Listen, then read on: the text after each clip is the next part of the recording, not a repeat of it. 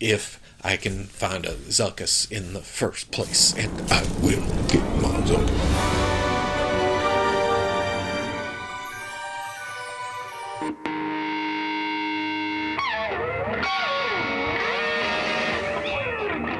Okay, people, welcome back to another Fwoosh review. Tonight I'm taking a look at the Hasbro Star Wars Black Series, the Black Series Zuckuss. Or if you're super old school, Forlom. Now you can get this new 4LOM action figure free. Like I said, I would have my Zuckuss, and I got my Zuckuss. Yeah, I actually went to Amazon Japan for this, though. I put it on pre-order a month or two ago. It came into stock. They sent it to me. Yeah, I paid a little bit more than if I have no Disney store. This being a Disney store exclusive, I could have ordered it online there, but the wait, I'm not good at waiting for Star Wars figures. So I didn't really go eBay prices. Are you proud of me there? Looking at the package, it's your standard Star Wars Black Series packaging. The black, the red, the figure in the window, the pretty drawn shot of the character. On the side, there's no number because it is an exclusive. There's Zuckuss's bio where his pretty drawn picture would be. Lots and lots of warnings and unreadables, though, on this particular package. Probably says something like, "Not for long!" And check it out, on the other side they fit the entire name on there, Zuckuss. On the top, pitch black like most of our souls at this point. On the bottom,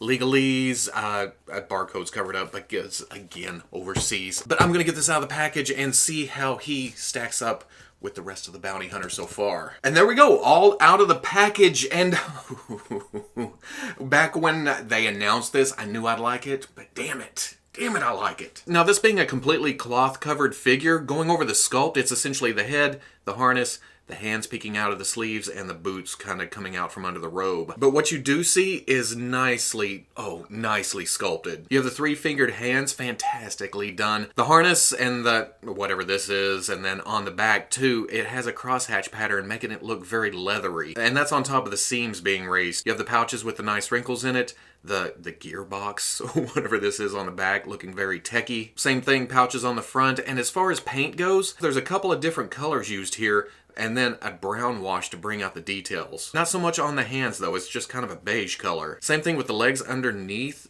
looking up the skirt as far as we can go. You have this pants pattern with the lines in it, some wrinkles, some shin guards on the boots, nice detail to the boots, but no paint under there. Plus, it's hidden all the time under this robe. But the odd thing about it, besides there being double elbows up here under the top robe, he doesn't have sleeves on. That's kind of awesome. I don't know if that's canon, if that was shown in some kind of guide somewhere or something, but it looks like his skin carried on down to the arm there. And it does have kind of a wash to it, like, hey, we're going to bring out the detail here that's hidden under this sleeve. And then we get up to the head, which is half awesome techie and half kind of gross organic. Great sculpting to the top of the skull. You have the ridge down the center. You have this kind of nastiness around here, the buildup. These hoses right here. But then you get to the eyes and it has that nice grid pattern and then this metal piece on the front. This canister hanging off, it has some metal up underneath and then that wash on the organic parts to make it look like,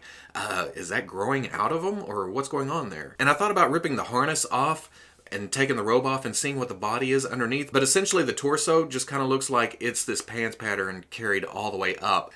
If I had two of them, I'd definitely rip it apart.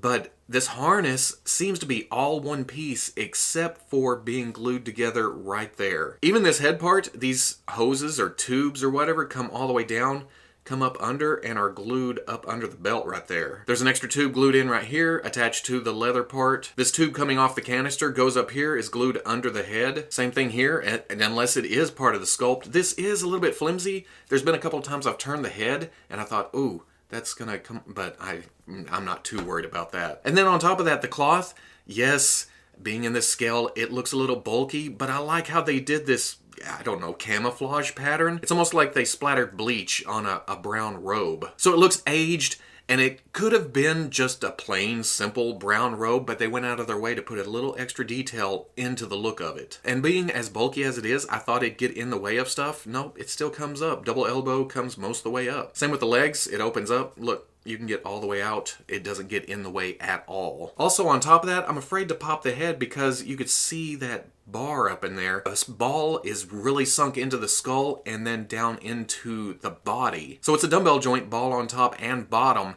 and I can't seem to pull it off without fearing I'm going to break that peg. But because of that peg and how long it is and how hollow that is right there, you can get nice tilt on the head. You can look down, not so much up. The neck kind of runs up into the back right there. Hinge and swivel at the shoulder comes up. You can rotate it around. Even with the robe on, you can get most of the way. It almost feels like there's a ball joint in the shoulder. Oh yeah.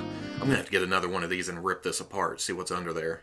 I know you can't see it, but there's a bicep swivel. Double elbow comes most of the way up. Hinge and swivel at the wrist, front and back. And, as we'll go over here in a minute, he's a lefty. Trigger finger's over here, and it is an up and down hinge for gunslinging. That's awesome. Ball joint in the torso, but I can't get a lot of forward and back because of this harness piece, but it does get nice tilt back and forth. Ball joint coming out to the hip can come forward, can go a little bit back, all the way out. He can kick. That's better than some Spider-Mans I have. Swivel at the thigh, double knee, he can come up and kick his own ass. Hinge at the ankle goes most of the way back, a lot forward, and then forward facing pin for rocker. For accessories, he comes with this blaster. It's got a nice kind of brown right here on the wood grain, but for the most part, it's cast in a grayish black color. And in my brain, because of this handle right here, I think of it as kind of a sawed-off shotgun, which is a blaster, you know? And it took me a minute of going, this handle doesn't even, well, it can go in there, but he holds it funky. It took me going back to looking at stills from the movie that he's actually holding the handle on his left side. So Hasbro, even though in their promotional shot, they have him holding the blaster right-handed, they sculpted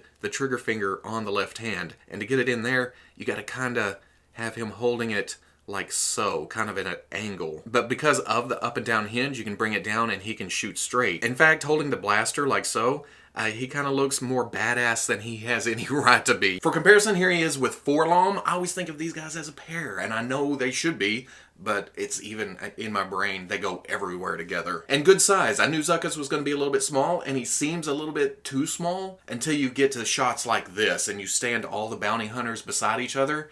It works. This is how it's supposed to be, I think. Even lining it up as good as I could with movie stills, they nailed the size for the most part, except for IG-88. Ooh, we still need him in a model kit or a SH Figure Art something. And I'm using a placeholder for Dengar, but we know he's coming. Now that I have Zuckuss, I need Dengar. He's my next biggie. To give you an idea of just how small he is, here he is next to the Marvel Legends Black Panther, which is the standard buck for that line. And here he is with the Mafex Boba Fett, which is just a little bit bigger than the Black series, but oh, so much better. And then as always, here he is with Gus. Just tell us where he is. Nope, I don't give up my friends like that. Ooh, but we'll share the bounty. Even if I told you, Pete would just swat you like the flies you are. I don't think that's gonna... I tried to warn you boys, wouldn't listen. So at the end of the day, I think I said it earlier, this figure is more badass than it deserves to be. Sure, it's a bounty hunter. I was looking forward to it. I have a thing for the Empire Strikes bounty hunters. Getting it in hand,